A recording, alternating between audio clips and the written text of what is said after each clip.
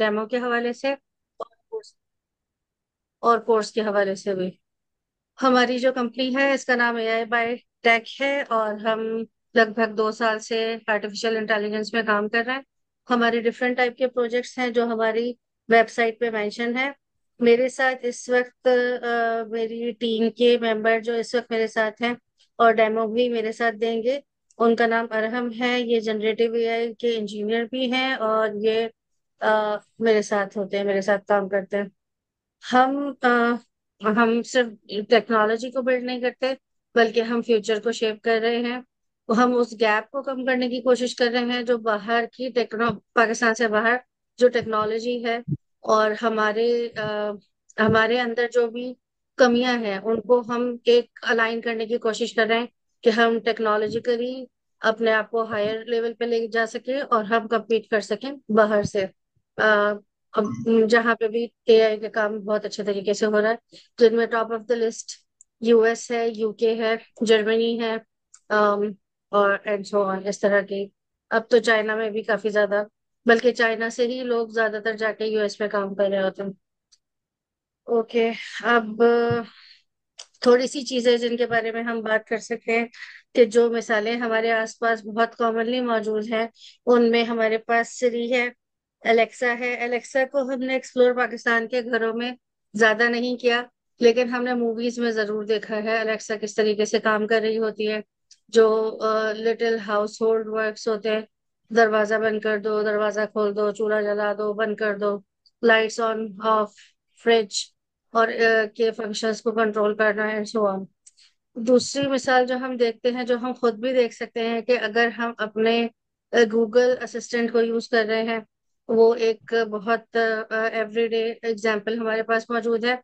फिर अगर हम गूगल ही की सर्चिंग को देख लें, तो शायद जो लोग 5 साल 6 साल पहले भी सर्च करते थे और अब भी सर्च करते हैं, तो वो देख रहे हैं कि ये काफी ऑटोमेटेड हो गया है।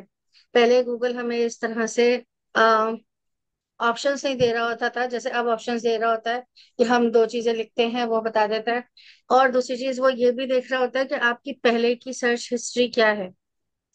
अगर आपने इससे पहले कोई चीज सर्च की है, तो वो बार बार वही वाले ऑप्शंस आपको दे रहा होता है। वही एल्गोरिथम रन कर रहा होता है, वो अपनी ही आपकी सर्चिंग से बेसिकली उसने एक लर्निंग बना ली होती है, और उस लर्निंग को सीख लर्न उस पैटर्न को लर्न करता है, और पैटर्न को लर्न करके आपको ऑप्शंस देना शुरू कर देता है, जो कि हमारे पास एवरीडे एक एग्जांपल है एआई की। फिर कुछ डिफरेंट क्वेश्चंस लोगों के माइंड में आते हैं कि ये अ, अ, क्या ये टेक ओवर कर लेगा दुनिया को? क्या लोगों की जरूरत खत्म हो जाएगी? क्या इसके बाद लोग काम नहीं कर रहे होंगे? नहीं, ऐसा नहीं है। हाँ, उन लोगों की जरूरत शायद खत्म हो जाए कि जिनको एआई ना आता हो। उनमें भी कुछ तो ऐसे हैं कि शायद नहीं खत्म हो सकते, जैसे म्यूजिशियंस हैं जो गाने वाले हैं, आर्टिस्ट हैं जो लोग पेंटिंग्स बनाते हैं। ऑफ कोर्स, कितनी ही खूबसूरत कोई एआई पेंटिंग बना ले, शायद वैसे नहीं हो सकता। फिर जो एक लव और अफेक्शन और इंट्यूटिव है।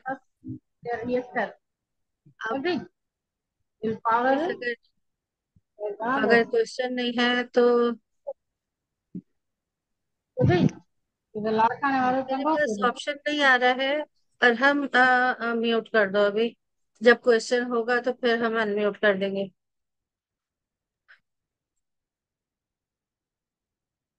अच्छा, फ्यूचर क्या है हमारा एआई ऑटोमेशन का?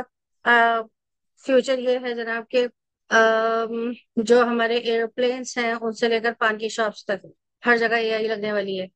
अगर हम जो बार कोड के थ्रू जो है वो चीजों को आइडेंटिफाई कर पा रहे हैं, या हम किसी और कोड के थ्रू चीजें कर पा रहे हैं, इनके सबके पीछे जो कोड्स रन कर रहे हैं वो बेसिकली उन चीजों को ऑटोमेट कर रहे हैं, और ऑटोमेशन की तरफ जा रहे हैं। दैट्स मीन वर्ल्ड हमारा एआई की तरफ जा रहा है। अच्छा, ये बाकी थोड़ा सा मैं चाह रही थी कि अब हम आप लोगों को एआई की जो लैंग्वेज है उसकी थोड़ी सी इंफॉर्मेशन देंगे, कि जिस लैंग्वेज में उसका थोड़ा सा ओवरव्यू मैं दे देती हूँ। जैसे कि अगर हमें एक नेशन के किसी एक लैंग्वेज के आदमी को दूसरे लैंग्वेज के आदमी से बात करनी हो तो उसको आ, वो लैंग्वेज आनी चाहिए जो सामने वाला बोल रहा है। तो अगर वो उसको लैंग्वेज नहीं आती है तो वो अपना पॉइंट ऑफ व्यू नहीं बता सकता। इसी तरह कंप्यूटर खोलते ही टाइपिंग कर देने से आपकी कोडिंग स्टार्ट नहीं हो जाएगी। उसके लिए डिफरेंट आपको लर्निंग्स करनी पड़ेंगी कि एक ऑनलाइन एडिटर्स में को लैब है हमारे पास, और बाकी और हम आपको बताएंगे। और दूसरा फिर उसको एक खास लैंग्वेज है पाइथन, जिसमें हमें उसको बताना पड़ता है कि तुमने करना क्या है।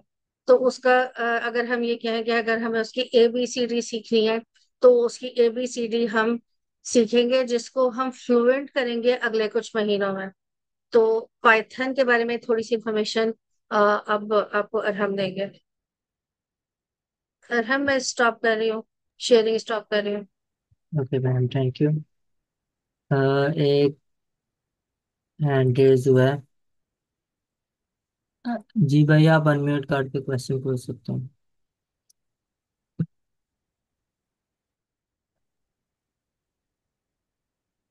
अरहम, दोबारा बोलो, क्या कह रहे हो? वो एक हैंड रेज हुआ था। मैं कहना चाह रहा हूँ कि अगर उनका कोई क्वेश्चन है तो वो पूछ सकते हैं अनम्यूट करके। नहीं नहीं सर, मेरा कोई क्वेश्चन नहीं है। मैंने मैडम को राइट दिया कि ओके, बेहतरीन। Okay okay, thank you thank you. Okay, so आप में से कोई ICS या कंप्यूटर के बैकग्राउंड से है जिसको पहले नॉलेज हो कि एक्चुअली कंप्यूटर है? जी। आईटी आईटी आईटी मैंने की हुई है ऑनर्स, ओके, कंप्यूटर के में कंप्यूटर साइंस के हैं। ठीक है ठीक है, ये तो बड़ी अच्छा हो गया। ओके, तो हम बिल्कुल इनिशियल से स्टार्ट करते हैं कि एक्चुअली हमें ज़रूरत क्यों पड़ी कुछ कोई लैंग्वेज न्यू सीखने की। ठीक है, जैसे मैं हमने बताया कि जब दो पर्सन आपस में कम्युनिकेशन करना चाह रहे हों और दोनों की लैंग्वेज डिफरेंट हो, तो उनको दरमियान में एक बैरियर रहता है। ठीक है, कि वो एक दूसरे की लैंग्वेज को अंडरस्टैंड नहीं कर सकते। ठीक है, तो इसके लिए हम क्या करते हैं कि हम एक ट्रांसलेटर यूज कर लेते हैं जिसको वो दोनों लैंग्वेज आती हो, और वो क्या करे कि हमारी लैंग्वेज को जो नेक्स्ट पर्सन है उसकी लैंग्वेज में कन्वर्ट कर दे। ठीक है, तो इस तरह हम आपस में कम्युनिकेट कर सकते हैं। Same as it is computer के केस में सिस्टम है। ठीक है, अब कंप्यूटर जो हमारा है ना, वो हमारा लैंग्वेज जो अंडरस्टैंड करता है ना, वो होती है बाइनरी। बाइनरी होती है 0 1 की फॉर्म। ठीक है, उसको बस इन दो डिजिट्स का पता। ठीक है, 0 और 1 का। ठीक है, उसको नहीं पता इंग्लिश क्या है, उसको नहीं पता पाइथन क्या है, उसको नहीं पता C++ क्या है। ठीक है, तो अब हमें क्या आती है, हमें आती है इंग्लिश। ठीक है, अब हमें इंग्लिश आती है। अब कंप्यूटर को 0 1 बाइनरी आती है। अब इंग्लिश हम अगर बोलेंगे ना तो कंप्यूटर को समझ नहीं आएगी कि हम क्या कहना चाह रहे हैं। ठीक है, तो इसके साथ कम्युनिकेट कम्युनिकेट करने के लिए हमें दरमियान में कुछ चाहिए होगा जो हमारी इंग्लिश को बाइनरी में कन्वर्ट करे। ठीक है, तो सेम एज इट इज, अगर हम डायरेक्टली कंप्यूटर से कम्युनिकेट करना चाहें ना, तो हमें 0 1 लिखना पड़ेगा जो कि बहुत लेंथी और बहुत क्रूशियल हो जाता है 0 1 के फॉर्म में कुछ कोई भी मैसेज लिखना। ठीक है, तो इसी सिनेरियो को देखते हुए हमारे पास दो तरह की लैंग्वेज होती हैं कंप्यूटर टेक्नोलॉजी में। एक होती है हमारे पास नियर टू ह्यूमन। ठीक है, नियर टू ह्यूमन, और एक होती है नियर टू मशीन। ठीक है, नियर टू मशीन। ठीक है, अब हम देखते हैं इन दोनों में डिफरेंस क्या है। ये मैं क्या कह रहा हूँ, नियर टू ह्यूमन। ठीक है, इसको हम इन अदर वर्डिंग में हम इसको कह सकते हैं हाई लेवल लैंग्वेज। ठीक है, और इसको हम कह सकते हैं लो लेवल लैंग्वेज। ठीक है, लो लेवल लैंग्वेज वो होती हैं जो लैंग्वेज कंप्यूटर के करीब होती हैं और जो कंप्यूटर उससे डायरेक्टली अंडरस्टैंड कर सकता है, जिस तरह मैंने बताया 0 1 की फॉर्म। ठीक है, ये लो लेवल लैंग्वेज में आ गई। ठीक है, इसके अलावा एक लैंग्वेज होती है असेंबली। ठीक है, वो लो लेवल लैंग्वेज में आ गई। ठीक है। अब हाई लेवल लैंग्वेज में क्या आ जाते हैं? हाई लेवल लैंग्वेज में आ जाती है जिस तरह हमारी उर्दू है, इंग्लिश है, उसके बाद पश्तो है, पाइथन है, C++ है। ऐसी लैंग्वेज जो ह्यूमन इजीली अंडरस्टैंड कर सकता है, वो हाई लेवल लैंग्वेज है। हाई लेवल लैंग्वेज में मोस्टली इंग्लिश के वर्ड्स होते हैं। ठीक है। जिस तरह अभी हम अगर आगे पाइथन सीखेंगे तो पाइथन में भी मोस्टली इंग्लिश के वर्ड्स हैं, जैसे इनपुट। ठीक है। उसके बाद प्रिंट। ठीक है। ये हाई लेवल लैंग्वेज है, लेकिन ये काइंड ऑफ इंग्लिश सिमिलैरिटी है इसमें, इंग्लिश है, मैथ है। ठीक है। अब ये हाई लेवल लैंग्वेज हमें इजीली समझ आ जाती है। ठीक है, लेकिन ये हाई लेवल लैंग्वेज कंप्यूटर को समझ नहीं आती। तो हमने क्या देखा था कि दो। वो मैंने वो डेमो क्लास आज करवाई है पाइथन की और एआई। हेलो। अस्सलाम वालेकुम। अरहम, आई थिंक वो हमसे बात नहीं करें, carry on please. Okay. Okay. तो जैसे मैंने बताया था कि जब दो लैंग्वेज डिफरेंट लैंग्वेज होती हैं तो उनके दरमियान बैरियर आता है कम्युनिकेशन का। ठीक है। तो सेम एज इट इज, अब हाई लेवल लैंग्वेज हमें समझ आती है, कंप्यूटर को नहीं समझ आती। लो लेवल लैंग्वेज कंप्यूटर को समझ आती है, हमें समझ नहीं आती। तो अब हम चूंकि पाइथन सीख रहे हैं, ठीक है, क्योंकि ये हमारे लिए इजी है, हमने वो काम करना है जो हमारे लिए इजी है। ठीक है। तो हम पाइथन सीख रहे हैं, लेकिन हम चाहते हैं कि साथ हम कंप्यूटर साथ भी कम्युनिकेशन कर सकें। ठीक है। तो इसके लिए हम दरमियान में एक ट्रांसलेटर यूज कर लेते हैं। ठीक है। जो हमारे हाई लेवल कोड को लो लेवल कोड में कन्वर्ट करता है। इस ट्रांसलेटर को हम कंपाइलर कह लेते हैं। ठीक है। ये होता है कंपाइलर। ये हो सकता है इंटरप्रेटर। ठीक है। इंटरप्रेटर काइंड ऑफ ट्रांसलेटर है। ठीक है। ये बस हमारे हाई लेवल कोड को लो लेवल में कन्वर्ट कर देता है। ठीक है। अब ये आपको बेसिक सिनेरियो समझ आ गई कि एक्चुअली हमें लैंग्वेज क्यों सीखनी पड़ती। ठीक है। अभी हम देखते हैं कि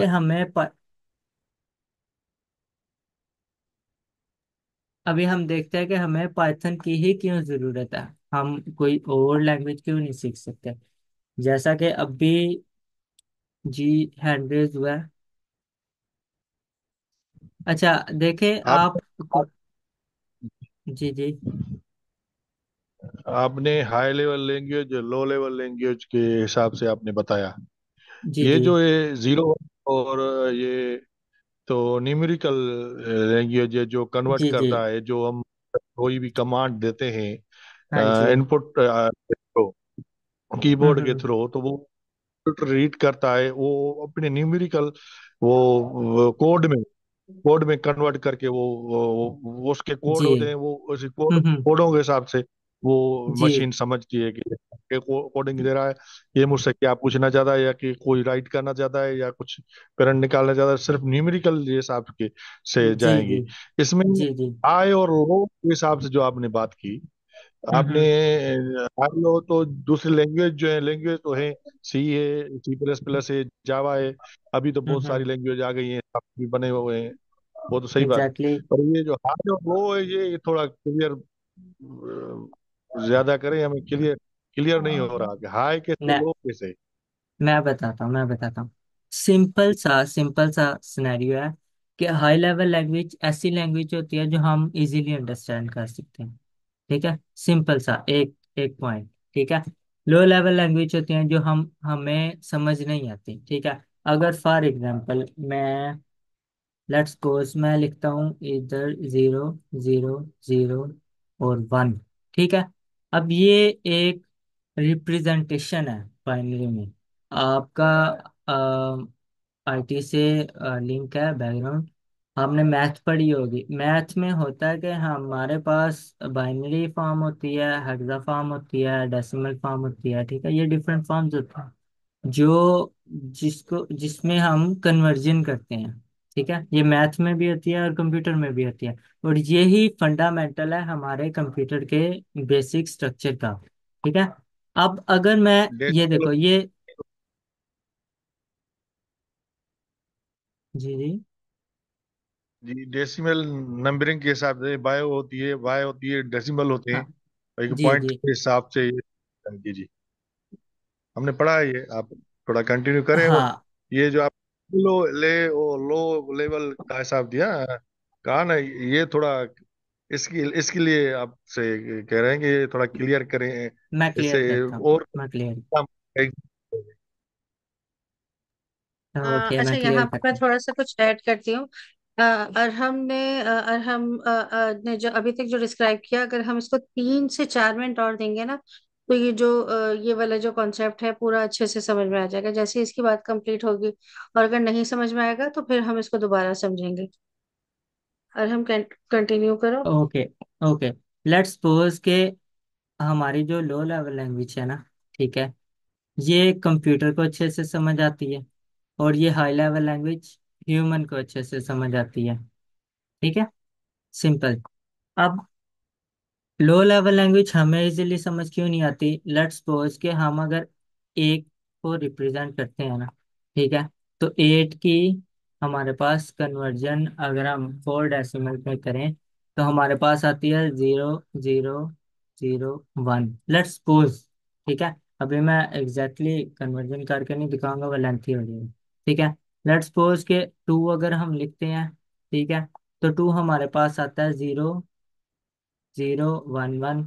इस तरह 3 हमारे पास आता है 0 1 0 0। लेट्स सपोज ये है। ठीक है, अब अगर हम हाई लेवल लैंग्वेज में 1 2 3 लिखना चाहें तो हम ऐसे लिख सकते हैं 1 2 3। ठीक है, हमें इजीली समझ आ गई। लेकिन कंप्यूटर को अगर समझाने के लिए तो हमें क्या करना पड़ेगा? हमें 1 के लिए ये कोड लिखना पड़ेगा, 2 के लिए ये कोड लिखना पड़ेगा, 3 के लिए ये कोड लिखना पड़ेगा। तो ये कितना लेंथी हो जाएगा। लाइक मैं अगर 1 2 3 लिखना चाहूँ तो मुझे ऐसे लिखना पड़ेगा। ठीक है, अभी ये 3 नंबर हैं तो मुझे कितना लेंथी लिखना पड़ रहा है। ठीक है, ये है लो लेवल लैंग्वेज कि जो हमें लिखने में बहुत मुश्किल होती है और हमें समझने में भी बहुत बहुत मुश्किल होती है। लेट्स सपोज कि अब ये मैंने लिखा है, ठीक है, ये अभी अभी तो मुझे पता है ये मैंने 1 2 3 लिखा है, लेकिन मैं अगर 3 दिन बाद आके देखूंगा तो मुझे इसकी पहले कन्वर्जन करनी पड़ेगी। ठीक है, इसको 1 में कन्वर्ट करना पड़ेगा, सेम एज इट इज इसको 2 में कन्वर्ट करना पड़ेगा, सेम एज इट इज 3 में कन्वर्ट करना पड़ेगा, फिर मुझे समझ आएगी कि ये एक्चुअली मैंने लिखा क्या हुआ है। तो आपका समझ आई? जी सर, जी जी। ओके, तो अब हम आगे कंटिन्यू करते हैं। ठीक है, ये कॉन्सेप्ट है लो लेवल और हाई लेवल लैंग्वेज का। अब आगे चीज आती है कि हाई लेवल लैंग्वेज पर में लोअर लैंग्वेज किन। में असेंबली लैंग्वेज भी तो होती है। जी जी, असेंबली भी होती है। असेंबली में रजिस्टर्स होते हैं। फॉर एग्जांपल जैसे AX हो गया, ठीक है, उसके बाद DX है, BX है, ठीक है, ये रजिस्टर्स हैं। अब ये रजिस्टर भी क्या करते हैं? ये सिर्फ वैल्यू स्टोर करते हैं। 0 1, हाँ, ये बिट स्टोर करते हैं। ठीक है, बिट स्टोर ये करते हैं। लो लेवल लैंग्वेज इसीलिए है क्योंकि ये नियर टू बाइनरी है। ठीक है, फॉर हाँ एग्जांपल जी। लो लेवल लैंग्वेज में सबसे पहले आ जाता है 0 1, ठीक है, उसके बाद आ जाता है असेंबली। ठीक है, अब ये उसके बाद क्यों आता है? क्योंकि असेंबली में आ जाते हैं रजिस्टर। थोड़ा सारा ABC आ गई ना, थोड़ा सारा हमारे लिए यस आसानी सर। होगी।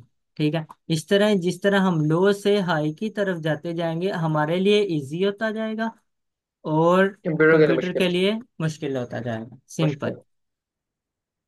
ओके, तो अभी हमने देखा low level high level language का। अब हम देखते हैं कि हाई लेवल लैंग्वेज में कितनी ज्यादा लैंग्वेज है। लाइक C है, C++ है, उसके बाद जावा है, ठीक है, और पाइथन है, और इसके अलावा भी बहुत ज्यादा लैंग्वेजेस हैं। ठीक है, इसके बाद पाइथन है। सो हमने इन सबको छोड़ के हमने सिर्फ पाइथन को ही क्यों चूज किया? ठीक है, तो जैसा कि अभी जो ग्रूमिंग इंडस्ट्रीज है ना, वो है AI की। ठीक है, हम सब जानते हैं कि फ्यूचर AI में है। ठीक है, तो AI के लिए हम जो सबसे सिंपलेस्ट और सबसे इजी लैंग्वेज है ना, वो है पाइथन। पाइथन इजी क्यों है? पाइथन इटसेल्फ कुछ भी नहीं है, पाइथन इटसेल्फ बस एक कॉन्सेप्ट है। ठीक है, जिस तरह C के कॉन्सेप्ट हैं, इफ के, इंटीजर्स के, लाइक लूप, स्विचेस, ठीक है, स्ट्रक्चर, क्लासेस, ये कॉन्सेप्ट है। पाइथन सिंपल कुछ भी नहीं है। जब आप पाइथन को किसी फील्ड के साथ इंक्लूड करते हो ना, for example Python data science, Python AI, ठीक है, पाइथन डाटा एनालिसिस, ठीक है, अब ये फील्ड इंक्लूड होगी, ठीक है। अब पाइथन को हम इन फील्ड के साथ जब यूज करेंगे ना, तो फिर पाइथन एडवांस होगी। और इन फील्ड के साथ हम यूज कैसे करेंगे? फॉर एग्जांपल कि मुझे डाटा साइंस करनी है, तो मुझे सारा कोड खुद ही लिखना पड़ेगा, लाइक सी सी प्लस प्लस की तरह नहीं। जैसे हमने सी सी प्लस प्लस में देखा होगा कि हमारे पास प्री डिफाइंड फंक्शंस होते हैं, लाइक प्रिंट के, उसके बाद सी आउट, प्रिंट तो होता नहीं, खैर इसमें सी इन सी आउट होता है, ठीक है। तो उसके प्री डिफाइंड फंक्शन मेथड होते हैं जिनको हम कॉल करके यूज करते हैं, ठीक है। पाइथन में भी लाइब्रेरीज प्री डिफाइंड होती हैं, और इसमें बहुत बड़े लेवल की लाइब्रेरीज होती हैं जो प्री डिफाइंड होती हैं, और हम उनको बस इंपोर्ट करते हैं और अपने काम के लिए यूज कर सकते हैं, ठीक है। इसीलिए पाइथन हमारे लिए बहुत सिंपलेस्ट है। फॉर एग्जांपल, अब पाइथन हमने अगर डाटा एनालिसिस के लिए करना है, ठीक है, या ग्राफ्स बनाने के लिए करना है, ठीक है, तो हम सिंपल मैटप्लॉटलिब यूज कर लेंगे। अगर हमें जैसे जैसे शीट है, गूगल शीट है, या और तरह का डाटा हमें उस पर काम करना है, तो हम सिंपल उसकी लाइब्रेरी इंपोर्ट कर लेंगे, ठीक है। तो पाइथन इसीलिए बेनिफिशियल है कि हम इसको लाइब्रेरीज इंक्लूड करके इजीली यूज कर सकते हैं, ठीक है। तो इस इन फ्यूचर इस कोर्स में, अभी तो ये बिगिनर का कोर्स है, इसमें आप पाइथन के बेसिक कॉन्सेप्ट से लेकर क्लासेस स्ट्रक्चर तक सीखोगे, ठीक है। नेक्स्ट अगर आप इसमें सीखते हो तो आपके लिए वो तब इजी होगा जब आपको बेसिक कॉन्सेप्ट क्लियर होंगे, ठीक है। जब आपको लॉजिक बिल्डिंग करनी आएगी ना, देन आप नेक्स्ट अच्छे से परफॉर्म कर सकोगे, चाहे वो फिर कोई भी फील्ड हो, ठीक है। डजेंट मैटर कि आप डाटा स्ट्रक्चर करते हो, डाटा साइंस करते हो, डाटा एनालिसिस करते हो, आर्टिफिशियल इंटेलिजेंस करते हो, डीप लर्निंग करते हो, जनरेटिव एआई करते हो, ठीक है, कुछ मैटर नहीं और करता, या क्योंकि आप या फिर जो बहुत लोगों को फैसिनेट करता है, साइबर सिक्योरिटी, वहां हम्म पे भी पहले तो आपको पाइथन ही को सीखना पड़ेगा। Exactly exactly। और पाइथन खाली सीखना नहीं है, इसको लॉजिक बिल्डिंग में इसको ग्रिप हासिल करनी है, ठीक है। जब आपकी लॉजिक बिल्डिंग अच्छी होगी तो आप फिर कोई भी फील्ड चूज कर लो, किसी दूसरी लैंग्वेज में शिफ्ट भी होना इजीली है, ठीक है। तो इसी कोर्स में फ्यूचर में हम जो ये टूल यूज करेंगे, क्वेश्चन है किसी का? ओके, बाद में क्वेश्चन लेते हैं। अभी ये मीटिंग एंड होगी तो दोबारा लिंक शेयर होगा, तो आप दोबारा ज्वाइन कर लीजिए। ओके, तो इस कोर्स में हम टूल तो वैसे VS कोड है, उसके अलावा जुपिटर है, ठीक है, लेकिन हम इसमें गूगल कोलैब यूज करते हैं, ठीक है। गूगल कोलैब, अच्छा, गूगल कोलैब एक क्लाउड बेस्ड सॉफ्टवेयर है, ठीक है। अब क्लाउड बेस्ड सॉफ्टवेयर वो सॉफ्टवेयर होता है, या इसको कह सकते हैं वो सर्विस होती है, जो क्लाउड पे किसी जगह रन हो रही है, और आप बस उसको इंटरफेस के थ्रू एक्सेस करके यूज करते हैं, ठीक है। सेम लाइक अब मैं इसको गूगल कोलैब को इस लिंक से ओपन करता हूँ, ठीक है, कि हमारे पास इधर गूगल कोलैब ओपन हो जाएगा। हम इस टूल का यूज करेंगे ऑनलाइन इनिशियल वर्किंग के लिए, ठीक है। तो ये इस तरह का इसका कोई इंटरफेस है, ठीक है। अभी हम सबसे पहले क्या करेंगे, हम इधर से न्यू फाइल बनाएंगे, न्यू नोटबुक, ठीक है। न्यू नोटबुक बनाते हैं, ये हमारी एक न्यू नोटबुक बन के क्रिएट हो गई।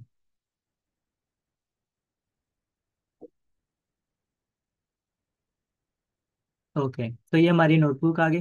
सबसे पहले इधर हम नोटबुक का नेम देते हैं, लाइक एग्जांपल फर्स्ट सेकेंड तो प्लस, ओके, ठीक है, ये हमने नेम दे दिया। अब इधर अगर राइट कॉर्नर पे देखें तो इधर एक ऑप्शन आ रहा है कनेक्ट का, ठीक है। ये बेसिकली क्या करता है, ये हमें एक इंटरफेस दे रहा है ना, मैंने जैसे आपको बताया कि ये क्लाउड बेस्ड सर्विस है। जब हम इसको कनेक्ट पे क्लिक करेंगे ना, तो ये क्लाउड से कनेक्ट हो जाएगी। देन हम उस क्लाउड की फंक्शनैलिटी इधर हम यूज कर सकते हैं। ठीक है, अगर मैं इसको इधर से कनेक्ट करूँ, ठीक है, तो ये थोड़ा टाइम लगेगा, फिर ये कनेक्ट हो जाएगा। ठीक है, ओके, ये कनेक्ट हो गया। अगर मैं इस पर क्लिक करूं तो ये मुझे बता रहा है कि रैम कितनी है, ठीक है, और डिस्क कितनी है। ठीक है, रैम 12 GB, डिस्क 107 GB। हालांकि मेरे कंप्यूटर की इस टाइम रैम 8 GB है। ठीक है, डेट्स मीन कि ये मेरे कंप्यूटर पे रन नहीं हो रहा, ये क्लाउड पे किसी सिस्टम पे रन हो रहा है और हमें इंटरफेस मिल रहा है। ठीक है, तो हम इस पे कोड करना स्टार्ट करते हैं। ओके, पाइथन का जो सबसे फर्स्ट लाइन ऑफ कोड, ठीक है, वो है प्रिंट। जैसे मैंने आपको बताया था पहले, C++ में सी इन सी आउट होता है। वो क्या करते हैं, सी इन यूजर से वैल्यू लेने के लिए, सी आउट यूजर को वैल्यू दिखाने के लिए या कंसोल पे प्रिंट करने के लिए यूज होता है। ठीक है, पाइथन में क्या होता है, पाइथन में इनपुट होता है और प्रिंट होता है। ठीक है, अब प्रिंट का अगर हम मेथड देखें, प्रिंट सिंपल लिखा, ठीक है, ब्रैकेट्स लगाई। अब इस ब्रैकेट्स के अंदर हम वो वैल्यू देते हैं या वो स्ट्रिंग दे देते हैं या वो स्ट्रिंग लिटरल दे देते हैं जो हमने प्रिंट करवाना होता है। फॉर एग्जांपल मैं इधर लिखता हूँ हेलो वर्ल्ड। ठीक है, तो ये मैंने इधर दे दिया। अब ये जब मेथड ये रन होगा ना तो मुझे ये शो हुआ आ गया। मैं इसको रन करता हूँ, ये देखें मेरे पास आउटपुट आ गई। ठीक है, सेम एज इट इज अगर मैं चाहता हूँ कि मैं कैलकुलेशन परफॉर्म कर लूँ, जिस तरह आपने देखा होगा कैलकुलेटर में प्लस माइनस मल्टीप्लिकेशन होती है, तो उसके पीछे भी सेम बैकएंड कोडिंग ही हुई होती है।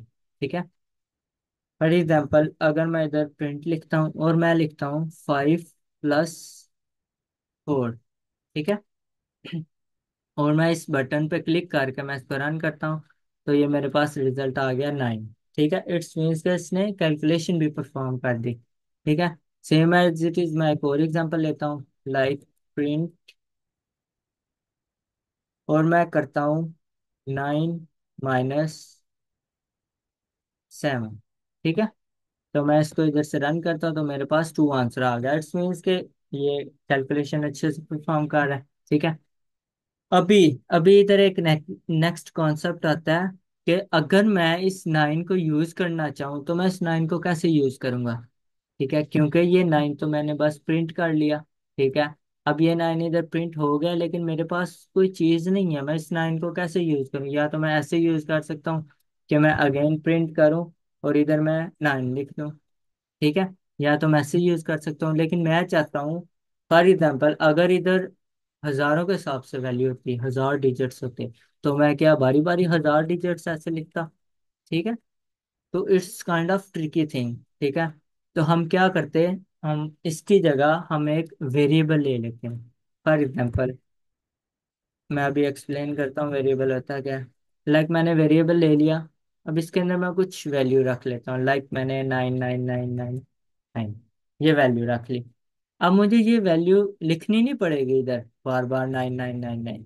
ठीक है, मैं क्या करूंगा, मैं बस इस वेरिएबल का नेम लिख लूंगा। ठीक है, और बाय द वे इसको पहले रन करना पड़ेगा ताकि ये सेव हो जाए। ठीक है, अब मैं वेरिएबल का नेम इधर प्रिंट करूंगा, तो मैंने क्या बोला था, इस फंक्शन के ब्रैकेट के अंदर जो भी होगा वो प्रिंट हुआ आ जाएगा। तो अगर मैं इसको रन करूंगा तो मेरे पास इस वेरिएबल की वैल्यू आएगी, ये वैल्यू। ठीक है, तो मैं अगर इसको प्रिंट करता हूँ तो मेरे पास 999 वैल्यू आ गई। ठीक है, अब कॉन्सेप्ट समझते हैं वेरिएबल होता क्या है। वेरिएबल एक, लगा लें आप, कि एक बास्केट है, ठीक है, जिसपे हम कोई कोई चीज स्टोर करते हैं ताकि वो जाया ना हो। ठीक है, जैसे आपने देखा होगा बॉटल्स पानी वाली, ठीक है, आप उसमें पानी स्टोर करते हैं ताकि वो आप उसको बाद में लेटर ऑन यूज कर सकें। ठीक है, अगर आप जिस तरह टब हो गया या बाल्टी हो गई, ये काइंड ऑफ एक वेरिएबल्स हैं। ठीक है, जैसे अगर आपने मैथ पढ़ी होगी, ठीक है, मैथ मैथ में आपने अगर कोई इक्वेशंस वाले क्वेश्चन सॉल्व किए होंगे तो उसमें हम क्या करते हैं, हम लेट्स सपोज करते हैं कि हम जब वो इक्वेशन वाले क्वेश्चन सॉल्व कर रहे होते थे तो हम क्या करते थे, हम एक इक्वेशन को एक्सपोज कर लेते थे कि ये हमारी इक्वेशन जो 1 है वो एक्स है। ठीक है, और वाई को हम इक्वेशन 2 सपोज कर लेते थे। ठीक है, तो हमने ये बेसिकली क्या किया, हमने पूरी इक्वेशन को, जिसमें मे बी क्वाड्रा इक्वेशन है या उससे भी ज़्यादा लेंथी इक्वेशन है, तो हम क्या करते थे, हम उसको एक सिंगल वेरिएबल में स्टोर कर लेते थे। तो इस वेरिएबल में बेसिकली क्या आता था, वो स्ट्रिंग की वैल्यू आती थी, मतलब कि उस इक्वेशन की वैल्यू आती थी जो हम कैलकुलेशन परफॉर्म करके यूज करते थे। Same as it is programming में भी वेरिएबल यूज होता है वैल्यू स्टोर करने के लिए, लेकिन इसमें थोड़ा सा कॉन्सेप्ट डिफरेंट है। ठीक है, प्रोग्रामिंग में क्या होता है, हमारे पास मेमोरी होती है। ठीक है, अब मेमोरी में डिफरेंट स्पॉट्स होती हैं, लाइक ये बॉक्सेस हैं। ठीक है, अभी जब मैं एक्स असाइन करूंगा ना, तो एक्स क्या करेगा, अपनी मेमोरी, जो कंप्यूटर की मेमोरी है उसमें एक लोकेशन अपनी रिजर्व कर लेगा। ठीक है, फिर ये इसको किधर भी यूज नहीं करने देगा, इसमें एक्स ही रहेगा जब तक आप इस वेरिएबल को रिमूव ना कर दें। ठीक है, same as it is Y के लिए मेमोरी में एक अलग एलोकेशन हो जाएगी। ठीक है, तो इट्स काइंड ऑफ कि आपकी वैल्यू मेमोरी में सेव हो रही है। ठीक है, जिसको आप दोबारा कॉल करके यूज कर सकते हैं। और जिस तरह हमने इधर किया कि हमने जब वेरिएबल में ये 99 स्टोर किया, हमने इसको जब रन किया तो ये वेरिएबल इधर मेमोरी में जाके सेव हो गया। ठीक है, इसकी वैल्यू सेव हो गई। ठीक है, जब हमने अच्छा, दोबारा इसको, अरहम, अब एक मिनट ही बचा है क्वेश्चन आंसर भी, और ये इसको वेरिएबल को कंप्लीट करने के लिए भी हम नेक्स्ट मीटिंग ज्वाइन कर लेते हैं दोबारा। हम एक मीटिंग का लिंक शेयर करते हैं और इस मीटिंग को कैरी वहां पे दोबारा से कंटिन्यू करते हैं। ओके